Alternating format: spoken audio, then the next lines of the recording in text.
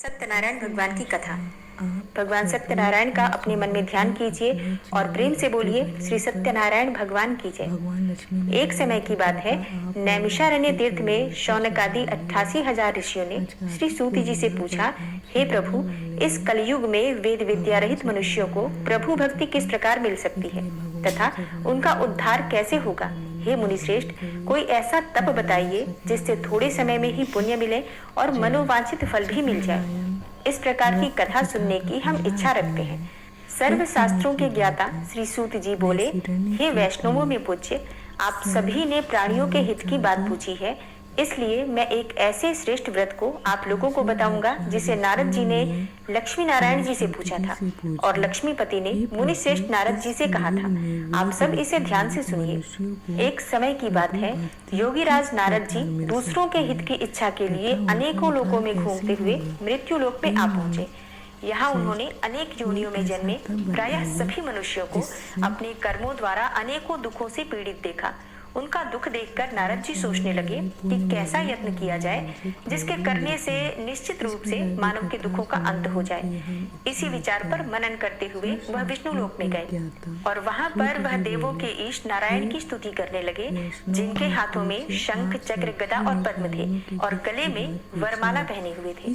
स्तुति करते हुए नारद जी बोले, हे भगवान, आप अत्यंत शक्ति से संपन्न हैं, मन तथा वाणी भी आपको नहीं पा सकती है। निर्गुण स्वरूप, सृष्टि के कारण भक्तों के दुख को दूर करने वाले हैं, आपको मेरा नमस्कार है। नारद जी की स्तुति सुनकर भगवान विष्णु बोले, हे मुनिश्रेष्ठ, आपके मन में क्या बात है, आप किस काम के लिए पधारे हैं, उसे निसंकोच होकर कहो। इस पर नारद मुनि बोले कि हे प्रभु, मृत्यु लोक में अनेक योनियों में जन्मे मनुष्य अपने कर्मों के द्वारा अनेकों दुखों से दुखी हो रहे हैं। हे नाथ, आप मुझ पर अगर दया रखते हैं तो बताइए कि वो मनुष्य थोड़े प्रयास से ही अपने दुखों से कैसे छुटकारा पा सकते हैं।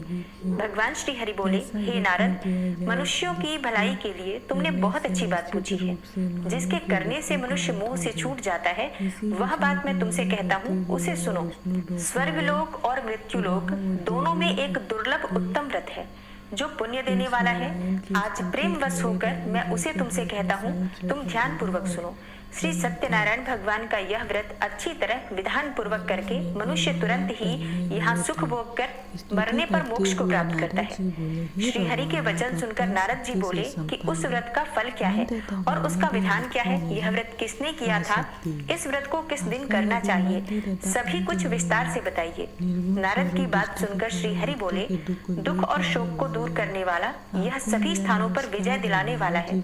मानव को भक्ति और श्रद्धा के साथ शाम को श्री सत्यनारायण की पूजा धर्म परायण होकर ब्राह्मणों और बंधुओं के साथ करनी चाहिए। भक्ति भाव से ही नैवेद्य केले का फल, घी, दूध और गेहूं का आटा सवाया लें।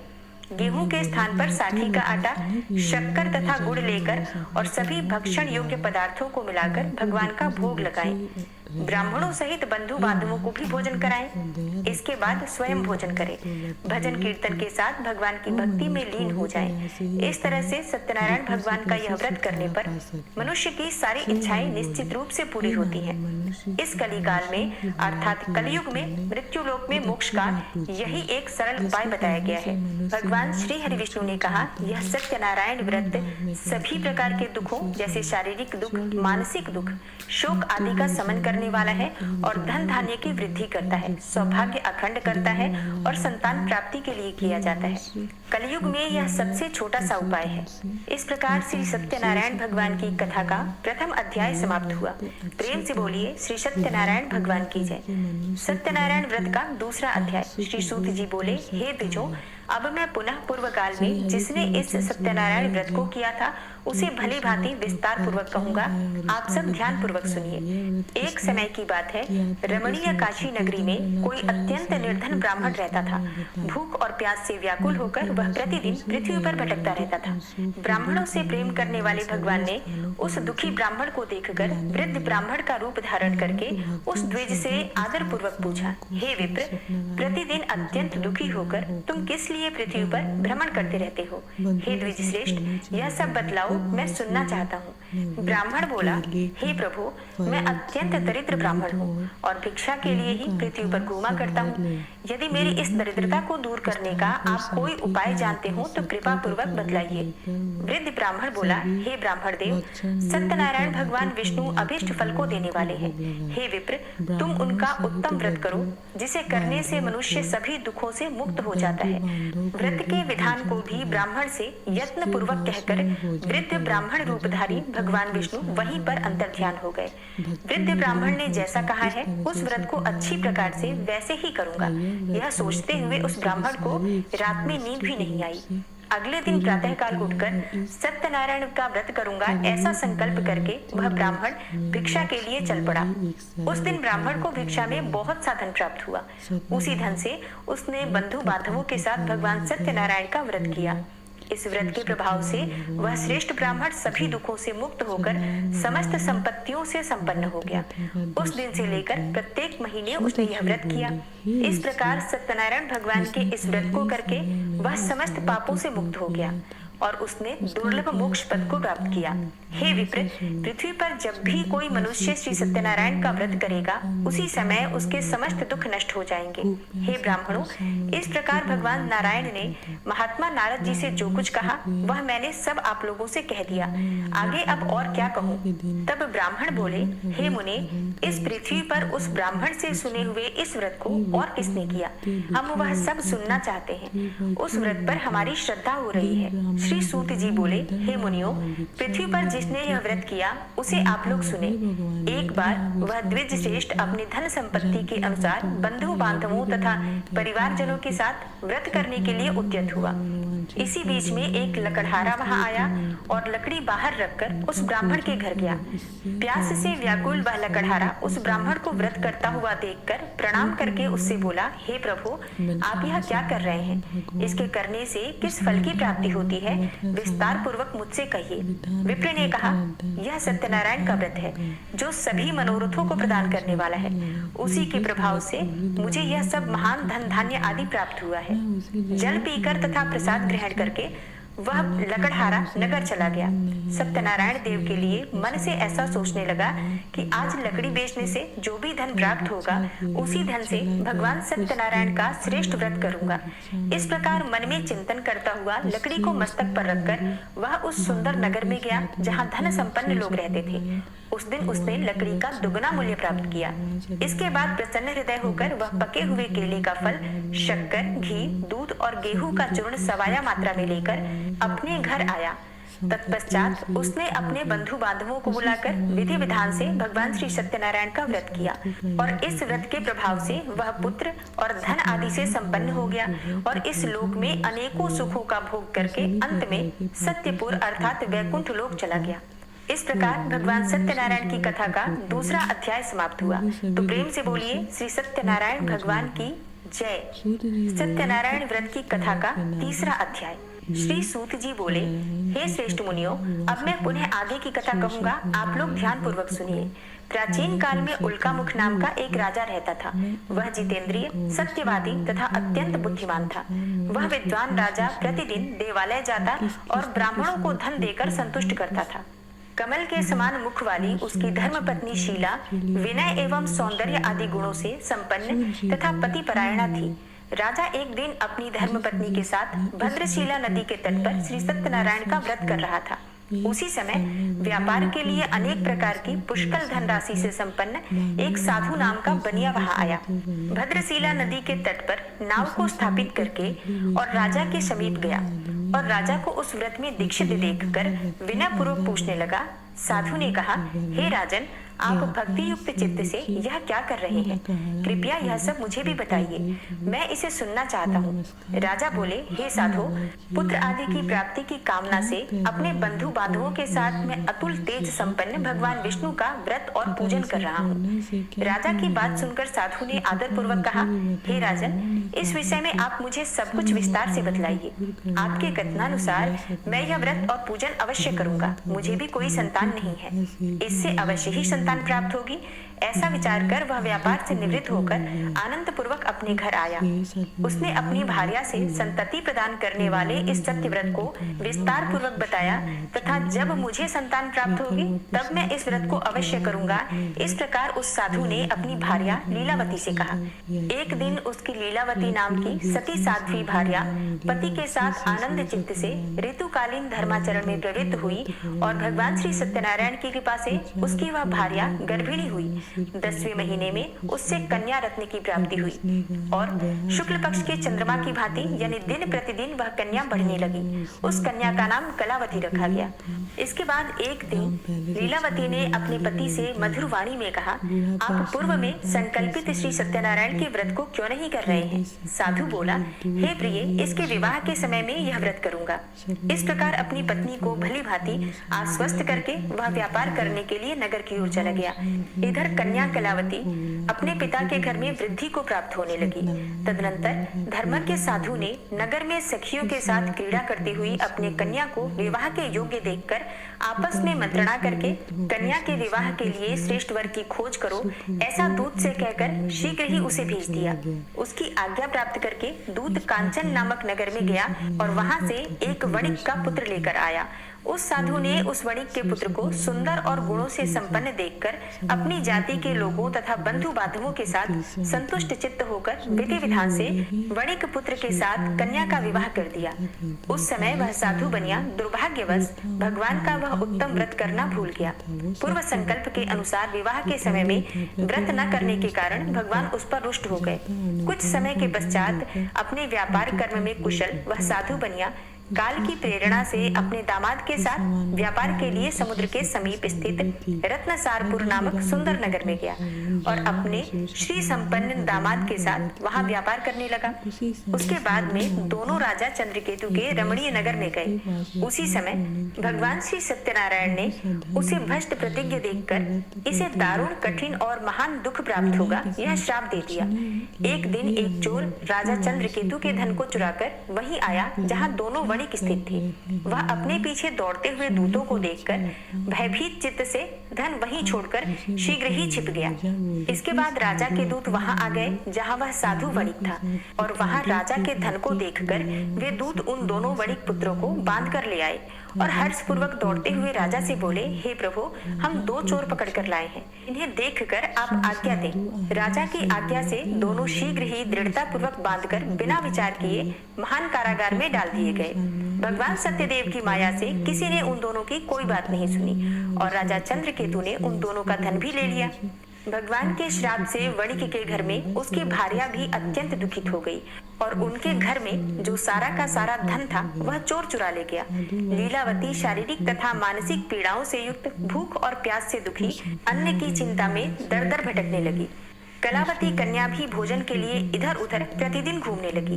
एक दिन भूख से पीड़ित कलावती एक ब्राह्मण के घर गई। वहां जाकर उसने श्री सत्यनारायण के व्रत और पूजन को देखा। वहां बैठकर उसने कथा सुनी और वरदान मांगा। इसके बाद प्रसाद ग्रहण करके वह कुछ रात होने पर घर गई। माता ने कलावती कन्या से प्रेम पूर्वक पूछा, हे पुत्री, रात्रि में तू कहाँ रुक गई थी? तुम्हारे मन में क्या है? कलावती कन्या ने तुरंत माता से कहा, हे माँ, मैंने एक ब्राह्मण के घर में मनोरथ प्रदान करने वाला व्रत देखा है। कन्या की उस बात को सुनकर वह वणिक की भार्या व्रत को करने को उद्यत हुई और प्रसन्न मन से उस साध्वी ने बंधु बांधवों के साथ भगवान श्री सत्यनारायण का व्रत किया तथा इस प्रकार प्रार्थना की, हे भगवान, आप हमारे पति एवं जामाता के अपराध को क्षमा करें। वे दोनों अपने घर शीघ्र ही आ जाएं। इस व्रत से भगवान सत्यनारायण पुनः संतुष्ट हो गए तथा उन्होंने नृपश्रेष्ठ चंद्रकेतु को स्वप्न दिखाया और स्वप्न में कहा, हे नृपश्रेष्ठ, प्रातः काल दोनों वणिकों को छोड़ दो और वह सारा धन भी दे दो जो तुमने उनसे इस समय ले लिया है, अन्यथा राज्य, धन एवं पुत्र सहित तुम्हारा सर्वनाश कर दूंगा। राजा से स्वप्न में ऐसा कहकर भगवान सत्यनारायण अंतर्ध्यान हो गए। इसके बाद प्रातःकाल राजा ने अपने सभासदों के साथ सभा में बैठकर अपना स्वप्न सुनाया और कहा, दोनों वणिक पुत्रों को शीघ्र ही मुक्त कर दो। राजा की ऐसी बात सुनकर वे राजपुरुष दोनों महाजनों को बंधन मुक्त करके राजा के सामने लाकर विनय पूर्वक बोले, हे महाराज, बेड़ी बंधन से मुक्त करके दोनों वणिक पुत्र लाए गए हैं। इसके बाद दोनों महाराज नृपश्रेष्ठ चंद्रकेतु को प्रणाम करके अपने पूर्व वृतांत का स्मरण करते हुए भय विह्वल हो गए और कुछ बोल न सके। राजा ने वणिक पुत्रों को देखकर आदर पूर्वक कहा, आप लोगों को प्रारब्धवश यह महान दुख प्राप्त हुआ है। इस समय अब कोई भय नहीं है। राजा ने वस्त्र अलंकार देकर उन दोनों वणिक पुत्रों को संतुष्ट किया तथा सामने बुलाकर वाणी द्वारा अत्यधिक आनंदित किया और पहले जो धन लिया था उसे दुगना करके दिया। उसके बाद राजा ने पुनः उनसे कहा, हे साधु, अब आप अपने घर को जाएं। राजा को प्रणाम करके दोनों महावैश्यों ने अपने घर की ओर प्रस्थान किया। इस प्रकार श्री सत्यनारायण भगवान की कथा का तीसरा अध्याय समाप्त हुआ। तो प्रेम से बोलिए श्री सत्यनारायण भगवान की जय। सत्यनारायण व्रत की कथा का चौथा अध्याय। श्री सूत जी बोले, साधु बनिया मंगलाचरण करके और ब्राह्मणों को धन देकर अपने नगर के लिए चल पड़ा। साधु के कुछ दूर जाने पर भगवान सत्यनारायण ने उसकी सत्यता की परीक्षा लेने की जिज्ञासा से पूछा, साधु तुम्हारी नाव में क्या भरा है? तब धन के मद में चूर होकर दोनों महाजनों ने अवहेलना पूर्वक हंसते हुए कहा, हे दंडी सन्यासी, क्यों पूछ रहे हो? क्या कुछ मुद्रा लेने की इच्छा है? हमारी नाव में तो लता और पत्ते आदि भरे हैं। ऐसी निष्ठुर वाणी सुनकर सत्यनारायण वेशधारी श्री दंडी बोले, तुम्हारी बात सच हो जाए। ऐसा कहकर दंडी सन्यासी का रूप धारण किए हुए भगवान कुछ दूर जाकर समुद्र के समीप बैठ गए। दंडी के चले जाने पर नित्य क्रिया से निवृत्त होकर उतरी हुई अर्थात जल में ऊपर की ओर उठी हुई नौका को देखकर साधु अत्यंत आश्चर्य में पड़ गया और नाव में लता और पत्ते आदि देखकर मूर्छित होकर पृथ्वी पर गिर पड़ा। सचेत होने पर वणिक पुत्र चिंतित हो गया। तब उसके दामाद ने इस प्रकार कहा, आप शोक क्यों करते हैं? दंडी ने श्राप दे दिया है। इस स्थिति में वे ही चाहें तो सब कुछ कर सकते हैं, इसमें संशय नहीं है। अतः उन्हीं की शरण में चलें, वहीं जाकर मन की इच्छा पूर्ण होगी। दामाद की बात सुनकर साधु बनिया उनके पास गया और वहां दंडी को देखकर उसने भक्ति पूर्वक उन्हें प्रणाम किया तथा आदर पूर्वक कहने लगा, आपके सम्मुख मैंने जो कुछ कहा है वह असत्य भाषण रूप अपराध किया है। आप मेरे उस अपराध को क्षमा करें। ऐसा कहकर बारंबार प्रणाम करके वह महान शोक से व्याकुल हो गया। दंडी ने उसे रोता हुआ देखकर कहा, हे मूर्ख, रो मत, मेरी बात सुनो। मेरी पूजा से उदासीन होने के कारण तथा मेरी आज्ञा से ही तुम्हें बारंबार दुख प्राप्त हुआ है। भगवान की ऐसी वाणी सुनकर वह स्तुति करने लगा। साधु ने कहा, हे प्रभु, आश्चर्य की बात है कि आपकी माया से मोहित होने के कारण ब्रह्मा आदि देवता भी आपके गुणों और रूपों को यथावत रूप से नहीं जान पाते। फिर मैं मूर्ख आपकी माया से मोहित होने के कारण कैसे जान सकता हूँ? आप प्रसन्न होइए, मैं आपकी शरण में आया हूँ। मेरा जो नौका में स्थित पूरा धन था उसकी आप रक्षा कीजिए। उस बनिया की भक्ति युक्त वाणी सुनकर भगवान जनार्दन संतुष्ट हो गए। भगवान हरि उसे अभिष्ट वर प्रदान करके वहीं अंतर्ध्यान हो गए। उसके बाद वह साधु अपनी नौका में चढ़ा और उसे धन धान्य से परिपूर्ण देखकर भगवान सत्यदेव की कृपा से हमारा मनोरथ सफल हो गया, ऐसा कहकर स्वजनों के साथ उसने भगवान की विधिवत पूजा की। भगवान श्री सत्यनारायण की कृपा से वह आनंद से परिपूर्ण हो गया और नाव को प्रयत्न पूर्वक संभाल कर उसने अपने देश के लिए प्रस्थान किया। साधु बनिया ने अपने दामाद से कहा, वह देखो, मेरी रत्नपुरी नगरी दिखाई दे रही है। इसके बाद उसने अपने धन के रक्षक दूत को अपने आगमन का समाचार देने के लिए अपनी नगरी में भेजा। उसके बाद उस दूत ने नगर में जाकर साधु की भार्या को हाथ जोड़कर प्रणाम किया तथा उसकी अभीष्ट बात कही। सेठ जी अपने दामाद तथा बंधु वर्गों के साथ बहुत सारे धन धान्य से संपन्न होकर नगर के निकट पधार गए हैं। दूत के मुख से यह बात सुनकर वह अति आनंदित हो गई और उस साध्वी ने श्री सत्यनारायण की पूजा करके अपनी पुत्री से कहा, मैं साधु के दर्शन के लिए जा रही हूँ, तुम शीघ्र आओ। माता का ऐसा वचन सुनकर व्रत को समाप्त करके प्रसाद का परित्याग करके वह कलावती भी अपने पति का दर्शन करने के लिए चल पड़ी।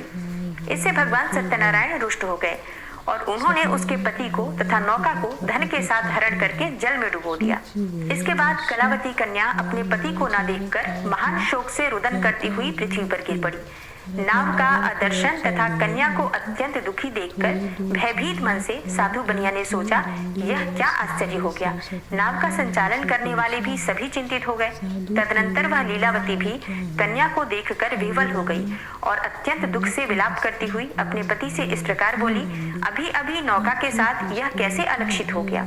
न जाने किस देवता की उपेक्षा से वह नौका हरण कर ली गई, अथवा श्री सत्यनारायण का महात्म्य कौन जान सकता है। ऐसा कहकर वह स्वजनों के साथ विलाप करने लगी और कलावती कन्या को गोद में लेकर रोने लगी।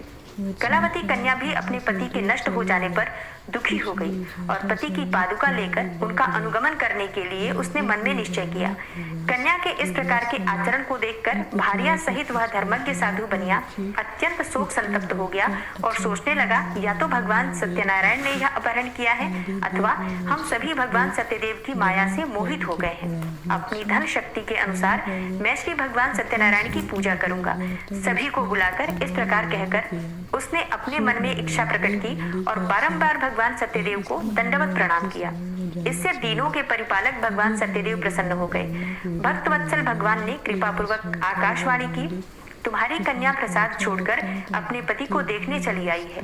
निश्चय ही इसी कारण उसका पति अदृश्य हो गया है। यदि घर जाकर प्रसाद ग्रहण करके वह पुनः आए तो हे साधु बनिया, तुम्हारी पुत्री पति को प्राप्त करेगी, इसमें कोई संशय नहीं है।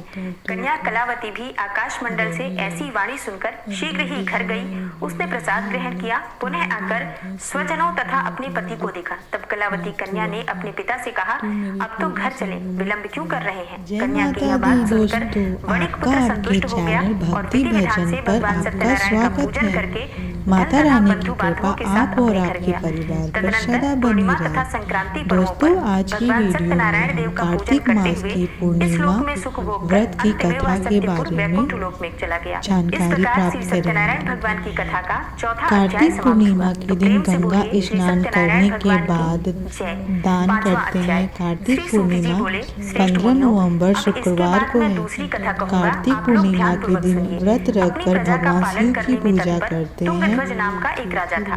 उसने सत्यदेव के कार्तिक पूर्णिमा 15 नवंबर शुक्रवार को है और कार्तिक पूर्णिमा के दिन गंगा स्नान करने के बाद दान करते हैं। इससे अच्छे पुण्य की प्राप्ति होती है, पाप मिटते हैं और मोक्ष भी प्राप्त होता है।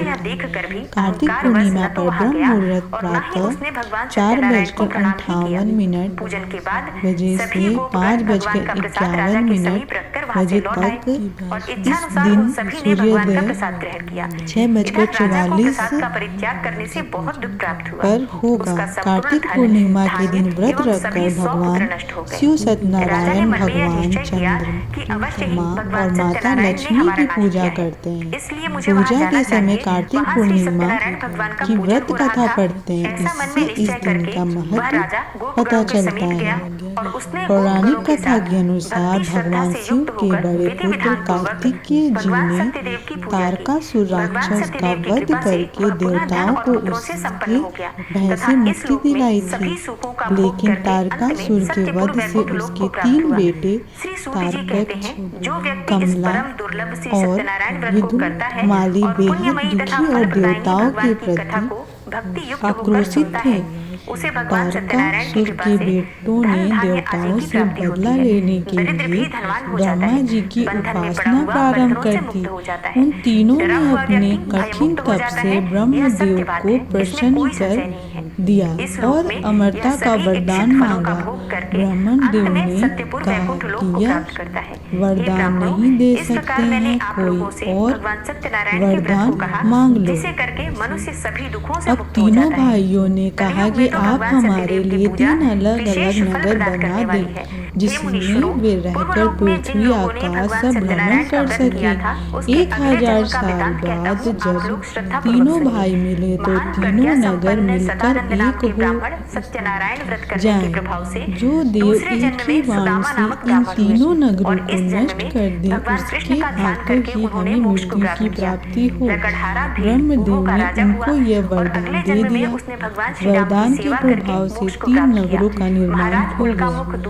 में सुरक्षा राजा के लिए दशरथ हुए, सोने, जिन्होंने श्री कमला रंगनाथ के जी लिए की पूजा चांदी करके और अंत विदुर में माली वैकुंठ के लोक को लिए प्राप्त किया। लोहे का नगर इसी बना प्रकार था। धार्मिक और उन सत्यव्रती साधु तीनों भाइयों पिछले ने जन्म के तीनों सत्यव्रत लोकों के पर प्रभाव से अधिकार कर दूसरे जन्म लिया। में मूढ़ध्वज देवताओं नामक के राजा राजा हुआ। इंद्र ने उसने इन आरे से तीनों चीरकर अपने भाइयों से पुत्र की आधी देह भयभीत भगवान विष्णु को होकर अर्पित भगवान करके शिव के मोक्ष को प्राप्त शरण किया। में गए महाराजा और मदद तुंगध्वज करने का जन्मांतर में निवेदन स्वयंभू किया। मनु हुए तब और भगवान भगवत शिव ने संबंधी एक संपूर्ण कार्यों का अनुष्ठान करके वैकुंठ लोक को दिव्य प्राप्त हुए। रथ का जो निर्माण गोपगण किया थे जिसमें वे सब जन्म चंद्रमा और जन्मांतर में सूर्य उस ब्रजमंडल रथ में के निवास करने पहिए वाले बने। गोप हुए और इंद्र सभी यम राक्षसों का कुबेर संहार और करके वरुण उस उन्होंने भी रथ भगवान के का घोड़े शाश्वत बने। धाम गोलोक प्राप्त हिमालय किया। धनुष इस और प्रकार श्री शेषनाग स्कंद पुराण के अंतर्गत पंचरेखा रेवा खंड बने। में श्री सत्यनारायण व्रत कथा का यह 5वां अध्याय भगवान पूर्ण शिव हुआ। वाण और तो प्रेम से बोलिए अग्निदेव श्री उसके नौक सत्यनारायण भगवान की बने। जय। ऐसे और अब दिव्य पूरे रथ पर भक्तिभाव के सवार साथ होकर सच्चे मन से भगवान भगवान सत्यनारायण की शिव आरती उन करते हैं। तीनों राक्षस जय भाइयों से लड़ने लक्ष्मी पहुंचे। रमणा भगवान स्वामी शिव जय उन लक्ष्मी तीनों राक्षस के रमणा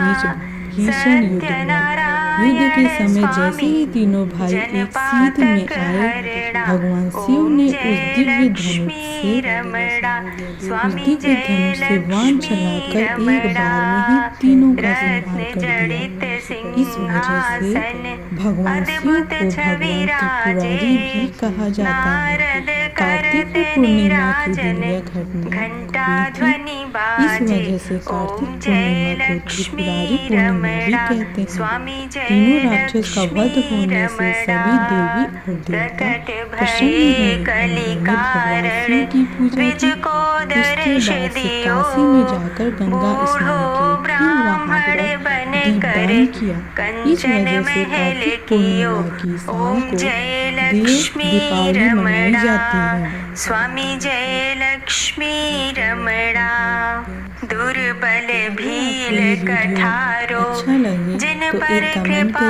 करिएगा। ये एक कमेंट ही ऐसा जरिया है जिससे मुझे पता चलता है कि आप लोगों को ये दिन वीडियो की अच्छा लग रहा है। विपत्ति अगर हरी ये वीडियो ओम अच्छा जय लगे तो लक्ष्मी लाइक और रमणा शेयर और स्वामी सब्सक्राइब जरूर जय करिएगा। लक्ष्मी जय माता रमणा दी।